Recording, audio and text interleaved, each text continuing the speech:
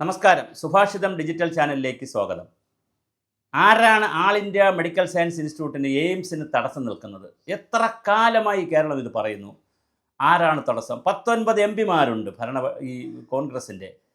അവർ ഈ വിഷയങ്ങൾ ഉയർത്തുന്നുണ്ടോ? ഒരു എം പി ഉണ്ട്, രാധാകൃഷ്ണൻ, LDFൻ്റെ. അദ്ദേഹം ഉയർത്തുന്നുണ്ടോ? കേരളത്തിലൊരു സർക്കാരുണ്ട്, 10 വർഷമായി 10ാം വർഷത്തിലേക്ക് പോകുന്നു. അവരിത് ഉയർത്തുന്നുണ്ടോ? BJP ഉയർത്തുന്നുണ്ടോ?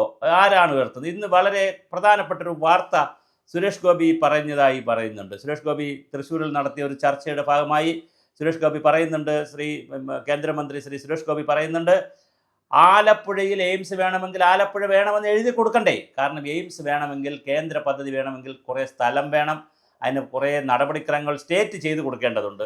അത് കാസർഗോഡ് വരുന്നു എന്ന് കേട്ടു, അത് അവസാനം കാസർഗോഡ് വരുന്നില്ല. കോഴിക്കോട് വരുന്നു എന്ന് കേട്ടു, കോഴിക്കോട് വരുന്നില്ല. ആലപ്പുഴയിൽ വരുന്നു എന്ന് കേട്ടു, ആലപ്പുഴയിൽ ഇപ്പോൾ എഴുതി കൊടുക്കുന്നില്ല. ഇത് എവിടെയെങ്കിലും ഒന്ന് എഴുതി കൊടുക്കുന്നേ. ഈ നമ്മുടെ മന്ത്രിമാരുടെ ഒരു പ്രശ്നമെന്ന് പറഞ്ഞാൽ അവർ കാര്യങ്ങളിൽ ഹോംവർക്ക് ചെയ്യുന്നതിൽ വളരെ മോശമാണ്, പിറകിലാണ്. അഷ്യൂർഡ് പെൻഷൻ എന്ന് പറയുന്ന പദ്ധതിക്ക് കേന്ദ്ര ഗവൺമെൻറ്റിൽ കത്ത് എഴുതിയെന്ന് വലിയ വായിൽ അവർ വർത്തമാനം പറഞ്ഞു. പക്ഷേ അവസാനം വിവരാവകാശം വിവരം എടുത്തപ്പോഴാണ് അങ്ങനെ ഒരു കത്ത് എഴുതിയിട്ടില്ല. അതുപോലെ തന്നെ ആശാ വർക്കേഴ്സിൻ്റെ പൈസ കൂട്ടി, അത് എഴുതി വാങ്ങിയിട്ടില്ല ഇതുവരെ.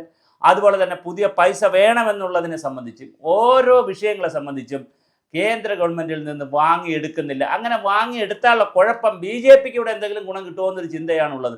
കോൺഗ്രസ് ഭരിച്ചപ്പോഴും ഇങ്ങനെയൊക്കെ തന്നെയാണല്ലോ. PM ശ്രീ എന്ന് പറഞ്ഞ് വിദ്യാഭ്യാസ വകുപ്പിലെ ഒരു പദ്ധതിക്ക് PM ശ്രീ എന്ന പേര്, അതായത് പ്രൈം മിനിസ്റ്റർ ശ്രീ നരേന്ദ്രമോദി എന്നല്ല കേട്ടോ പദ്ധതിയുടെ പേര്, PM ശ്രീ എന്നാണ് പദ്ധതിയുടെ പേര്. എന്നിട്ടിട്ടില്ല. ഇവിടെ രാജീവ് ഗാന്ധി കുടിവെള്ള മിഷൻ നടത്തിയിരുന്ന നാടല്ലേ ഇന്ദിരാഗാന്ധിയുടെ പേരിൽ ഇന്ദിരാഗാന്ധി ആവാസ് യോജന എന്ന് പറഞ്ഞ് വീട് വെച്ച് കൊടുക്കുന്ന പദ്ധതിയില്ലേ?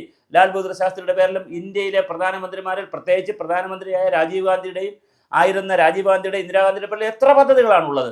എന്തായാലും നരേന്ദ്രമോദി സ്കൂൾ പദ്ധതി എന്നായിരുന്നില്ലല്ലോ, PM ശ്രീ എന്നായിരുന്നില്ലേ? എന്നിട്ട് അത് ഇടത്തില്ല. അതിൻ്റെ പേരിൽ തർക്കം, വഴക്ക്. ഇങ്ങനെ കേന്ദ്രവുമായി തർക്കവും വഴക്കും സ്റ്റേറ്റ് ഉണ്ടാക്കിക്കൊണ്ട് പോകുമ്പോൾ സ്റ്റേറ്റിനാണ് നഷ്ടം. അതിലേറ്റവും അവസാനത്തെയും ആദ്യത്തെയും ഉദാഹരണമാണ് എയിംസ് ആൾ ഇന്ത്യ മെഡിക്കൽ സയൻസ് ഇൻസ്റ്റിറ്റ്യൂട്ട് ഇവിടെ വരുന്നത്. ഇവിടുത്തെ ചില ലോബികൾക്ക് പ്രശ്നമുണ്ടോ എന്ന് നമ്മൾ സംശയിക്കേണ്ടിയിരിക്കുന്നു. ആരാണ്, ഏത് ലോബിയാണ് ഇതിൻ്റെ പിന്നിലുള്ളത്? ഏതോ ലോബികൾ ഇതിൻ്റെ പിന്നിലുണ്ട്. അല്ലെങ്കിൽ എന്നയോ വരേണ്ട ഒരു പദ്ധതി, കേന്ദ്ര ഗവൺമെൻറ് ആവശ്യമായ പേപ്പറുകളും വസ്തുവും സ്ഥലവും എല്ലാം എഴുതിയിട്ട് അതൊന്ന് പബ്ലിക്കിൽ കൊടുക്കുന്നേ. എന്നിട്ട് നിങ്ങളൊന്ന് സമരം ചെയ്യുന്നേ. തന്നില്ലെങ്കിൽ ജനങ്ങളുടെ ഒരു സപ്പോർട്ടെങ്കിലും കിട്ടുമല്ലോ. എന്തൊരു ഗതികേടാണ് നമ്മുടെ നാട്ടിൽ നടക്കുന്നത്. ആൾ ഇന്ത്യ മെഡിക്കൽ സയൻസ് ഇൻസ്റ്റിറ്റ്യൂട്ടൊക്കെ വന്നാൽ കുറേ കൂടി പാവപ്പെട്ട ജനങ്ങൾക്ക് നല്ല ചികിത്സ കിട്ടും. അത്രയേ ഉള്ളൂ. നമ്മൾ അമേരിക്കയിൽ എല്ലാവർക്കും പോകാൻ പറ്റും. ഇപ്പോൾ മയോ ക്ലിനിക്കിനൊക്കെ പോയി എല്ലാവർക്കും പോകാൻ പറ്റും. ഭരണപക്ഷത്തു നിന്നും പ്രതിപക്ഷത്തു നിന്നും പോയിട്ടുണ്ട്. G. കാർത്തികേയൻ പോയിരുന്നു, AK ആൻ്റണി ഉമ്മൻചാണ്ടി സാർ പോയിരുന്നു.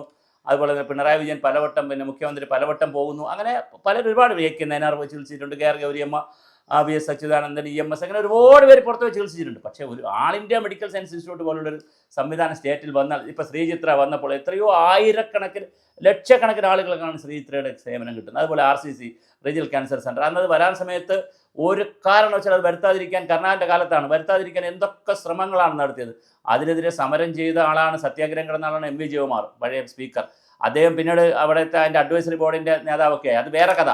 നെടുമ്പാശ്ശേരി വിമാനത്താവളം വരുന്നത് എൻ്റെ നെഞ്ചിലൂടെ മാത്രമേ പറ്റുള്ളൂ എന്ന് ശർമ്മ പറഞ്ഞ് പിന്നെ അവസാനം ശർമ്മ അവിടെ ഇരുന്ന് അണ്ടിപ്പരിപ്പ് കഴിക്കുന്ന ഫോട്ടോ ലോകത്ത് എല്ലാവരും കണ്ടതാണ്. അതുകൊണ്ട് ഇതൊക്കെ പറയും. അതുകൊണ്ട് സഹാക്കളായിട്ടുള്ളവരും കമ്മ്യൂണിസ്റ്റുകാരോടും പറയാം, നിങ്ങൾ എയിംസിൻ്റെ പേപ്പർ മൊബിലൈസ് ചെയ്യുക, ഏത് ജില്ലയിലാണ് വേണ്ടതെന്ന് പറഞ്ഞാൽ അതിനാവശ്യമായ സ്ഥലം എടുത്തു കൊടുക്കുക. ഈ ഗവൺമെൻറ് ഇറങ്ങുന്നതിന് മുമ്പ് അതിൻ്റെ തറക്കല്ലെങ്കിൽ നിങ്ങൾ നിടുക.